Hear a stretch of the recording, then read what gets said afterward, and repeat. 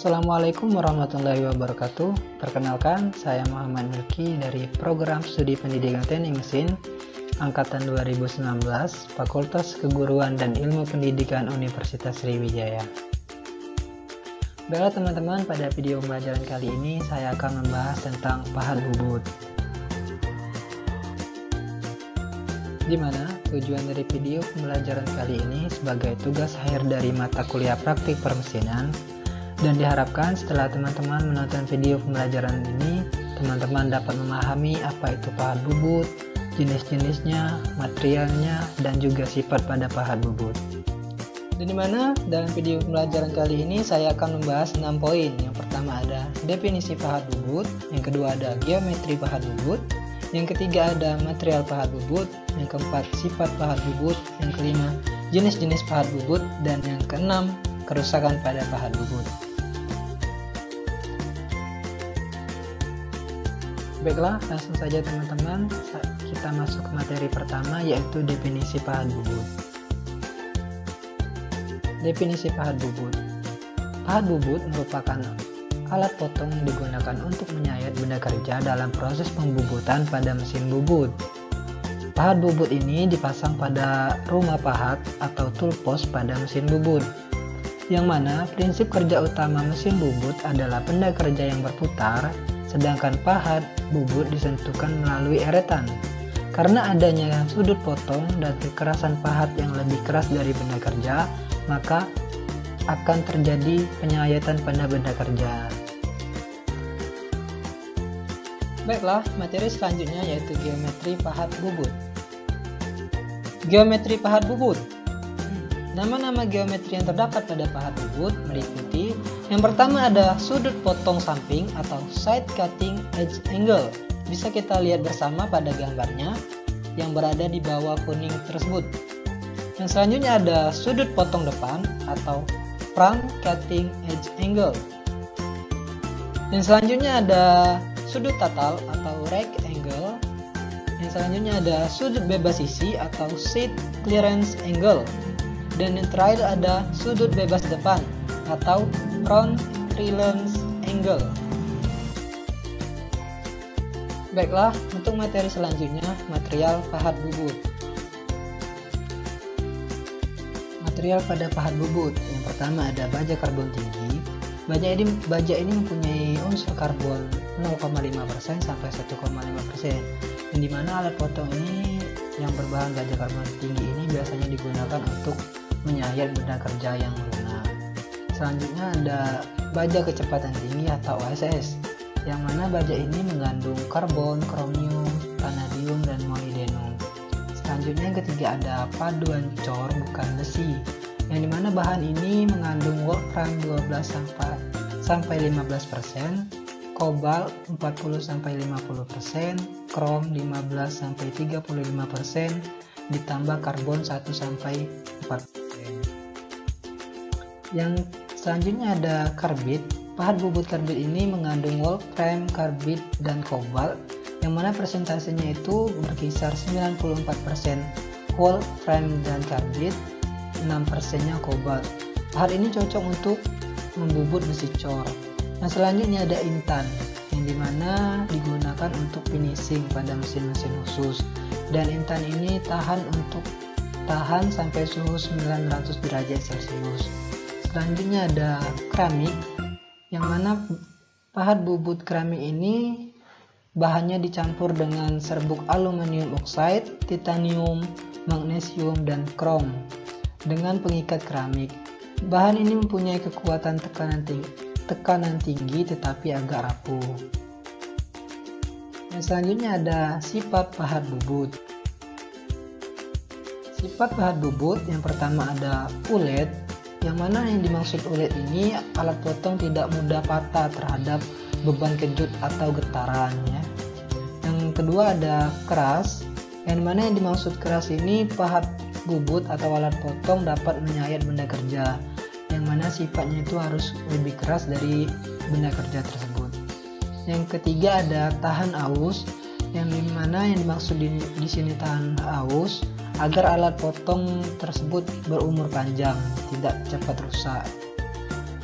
Yang keempat atau yang terakhir ada tahan panas, yang dimana yang dimaksud di sini agar ketajaman alat potong tersebut tidak berubah pada saat dilakukan penyayatan atau pembubutan. Yang selanjutnya ada jenis-jenis pahat. Langsung saja, yang pertama itu ada pahat bubut rata kanan, yang dimana pahat bubut rata kanan ini mempunyai sudut baji 80 derajat dan sudut-sudut bebas lainnya, bisa kita lihat di gambar. Dan biasanya pahat bubut rata kanan ini digunakan untuk pemakanan dimulai dari sebelah kiri ke kanan yang mendekati posisi cekam ya. Bisa kita lihat bersama, inilah bentuk pahat bubut rata kanan. Selanjutnya ada pahat bubut rata kiri, yang dimana pahat bubut rata kiri ini mempunyai sudut baji 55 derajat. Dan pada umumnya pahat bubut rata kiri ini digunakan untuk pembubutan rata memanjang dari kiri ke kanan, yang dimana mendekati posisi kepala lepas pada mesin bubut. Baiklah, selanjutnya ada pahat bubut muka. Pahat bubut muka ini memiliki sudut baji 55 derajat, bisa kita lihat bersama pada gambarnya ini 55. Dan pada umumnya pahat bubut muka ini digunakan untuk pembubutan rata permukaan benda kerja atau disebut facing. Dan pemakanan ini dimulai dari luar benda kerja atau diameter terluar benda kerja menuju titik senter benda kerjanya, atau bisa juga dari titik senter menuju diameter luar benda kerjanya, tergantung dari arah pemutaran mesinnya. Selanjutnya ada pahat bubut ulir. Pahat bubut ulir ini memiliki sudut puncak tergantung dari jenis ulir yang akan dibuat. Sudut puncak 55 derajat biasanya digunakan untuk membuat ulir jenis Whitworth. Sedangkan sudut puncak 60 derajat biasanya digunakan untuk ulir jenis metrik. Baiklah, selanjutnya pahat alur, di mana pahat alur ini digunakan untuk membuat alur pada benda kerja, dan macam-macam pahat alur ini digunakan sesuai kebutuhan untuk membuat celah atau alur pada benda kerja.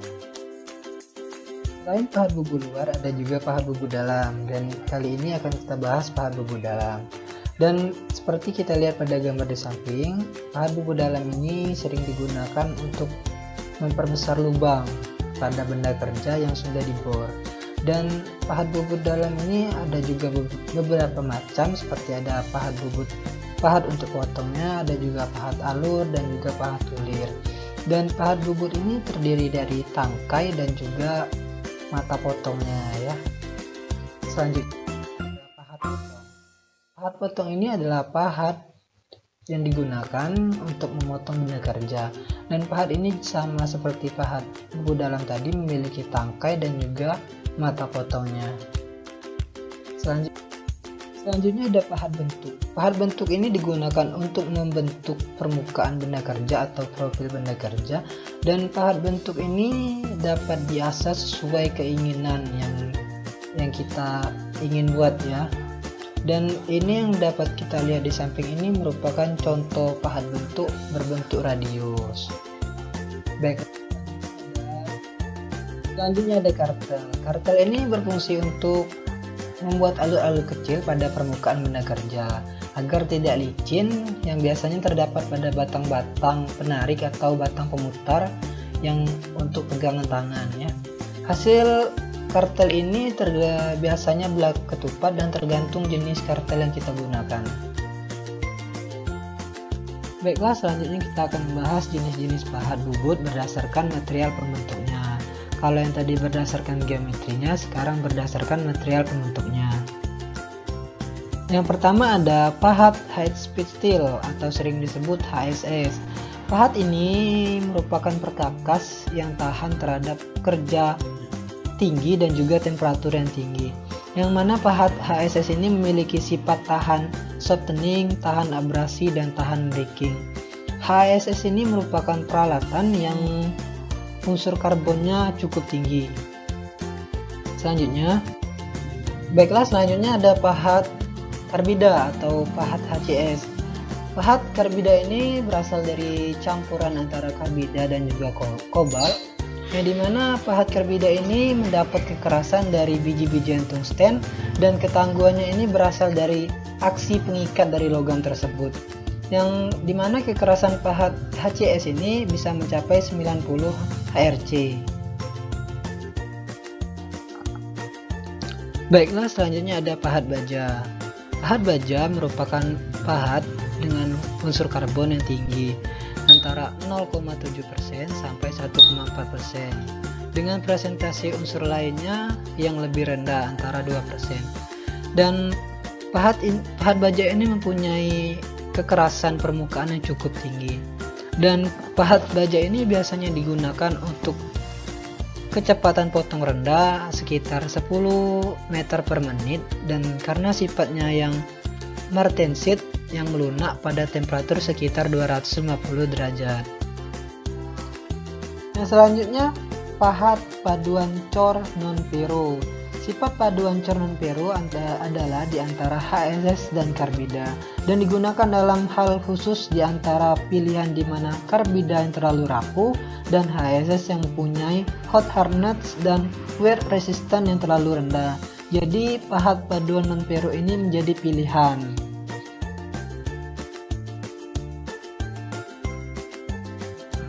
Selanjutnya pahat CBN. Pahat CBN ini memiliki kekerasan yang sangat tinggi dibandingkan pahat sebelumnya. CBN ini memiliki afinitas yang sangat kecil terhadap baja dan tahan terhadap perubahan reaksi kimia sampai dengan kecepatan potong yang sangat tinggi. Saat ini pahat CBN ini sangat mahal sehingga pemakaiannya sangat terbatas. Selanjutnya ada pahat intan. Pahat intan ini merupakan pahat potong yang sangat keras yang merupakan hasil proses sintering serbuk intan tiruan dengan pengikat CO yang berkisar 5% sampai 10%. Hot hardness sangat tinggi dan tahan terhadap deformasi plastis. Baiklah, selanjutnya kita akan membahas tentang penggunaan pahat bubut. Setelah kita tadi membahas tentang jenis-jenis pahat bubut, sekarang kita akan membahas tentang penggunaannya atau pemakanannya pada benda kerja. Baiklah, yang pertama ada pahat kiri, yang dimana pahat kiri ini bisa kita lihat bersama pemakanannya dari sebelah kiri menuju ke sebelah kanan atau mendekati kepala lepas. Yang selanjutnya ada pahat potong, yang dimana pahat potong ini berfungsi untuk memotong benda kerja pada proses pembubutan. Yang selanjutnya ada pahat kanan. Pahat kanan ini merupakan pahat yang dimana pemakamannya dimulai dari sebelah kanan menuju ke sebelah kiri atau menuju ke kepala cekam. Selanjutnya ada pahat rata, yang dimana pahat rata ini berfungsi untuk pembubutan rata pada benda kerja. Yang selanjutnya ada pahat radius, yang dimana pahat radius ini membentuk radius pada benda kerja pada proses pembubutan. Bisa kita lihat di gambarnya. Selanjutnya ada pahat alur, yang dimana pahat alur ini berfungsi untuk membuat alur pada proses pembubutan. Bisa kita lihat bersama, itu hasil dari pahat alur. Selanjutnya ada pahat ulir, yang dimana pahat ulir ini bisa kita lihat bersama itu berbentuk segitiga dan pemakanannya membentuk segitiga atau membuat ulir ya. Selanjutnya ada pahat muka. Pahat muka ini pemakanannya pada muka benda kerja atau disebut facing. Yang selanjutnya ada pahat kasar. Pahat kasar ini berfungsi untuk pembubutan rata. Hanya saja ini dilakukan di awal pada proses pembubutan.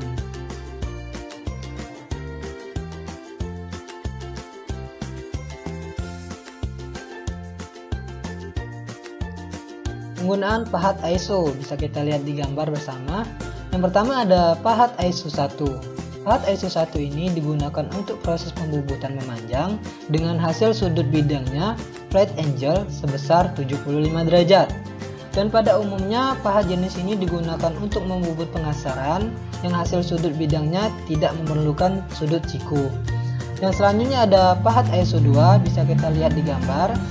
Pahat ISO 2 ini digunakan untuk pembubutan memanjang dan juga melintang, dan juga bisa pembubutan muka atau facing. Dengan hasil sudut dengan hasil sudut bidangnya flat angle sebesar 45 derajat. Pahat jenis ini juga dapat digunakan untuk pembubutan chamfer atau menghilangkan ujung bidang yang tajam. Selanjutnya ada pahat ISO 3, bisa kita lihat di gambar. Pahat ISO 3 ini digunakan untuk proses pembubutan memanjang dan melintang dengan sudut bidang samping flat angle sebesar 95 derajat. Dan pada proses pembubutan melintang tujuannya adalah untuk mendapatkan hasil siku 90 derajat. Dan pada sudut bidangnya yaitu dengan cara menggerakkan pahat menjauhi sumbu senter. Selanjutnya pahat ISO 4. Pahat ISO 4 ini digunakan untuk proses pembubutan memanjang dengan pemakanan yang relatif kecil dengan hasil sudut bidang atau flat angle sebesar 60 derajat. Pahat jenis ini digunakan pada umumnya untuk proses finishing. Selanjutnya pahat ISO 5, bisa kita lihat di gambar. Pahat ISO 5 ini digunakan untuk proses pembubutan melintang menuju sumbu senter dengan hasil sudut bidangnya flat angle sebesar 0 derajat. Jenis pahat ini pada umumnya hanya digunakan untuk meratakan permukaan benda kerja atau mempacing.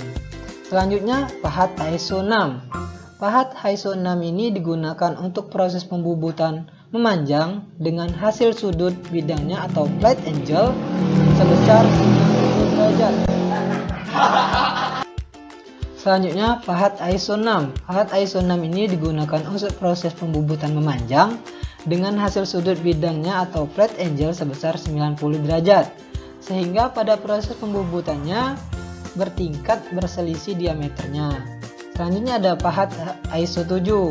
Pahat ISO 7 ini digunakan untuk proses pembubutan alur menuju sumbu senter dengan hasil sudut bidangnya atau flat angle sebesar 0 derajat. Selanjutnya ada pahat ISO 8. Pahat ini digunakan untuk proses pembesaran lubang yang tembus dengan hasil sudut bidangnya atau flat angle sebesar 75 derajat. Selanjutnya ada pahat ISO 9. Pahat ini digunakan untuk proses pembesaran lubang yang hasilnya tidak tembus dengan hasil sudutnya atau flat angle sebesar 95 derajat. Baiklah, untuk materi selanjutnya yaitu kerusakan pahat bubut.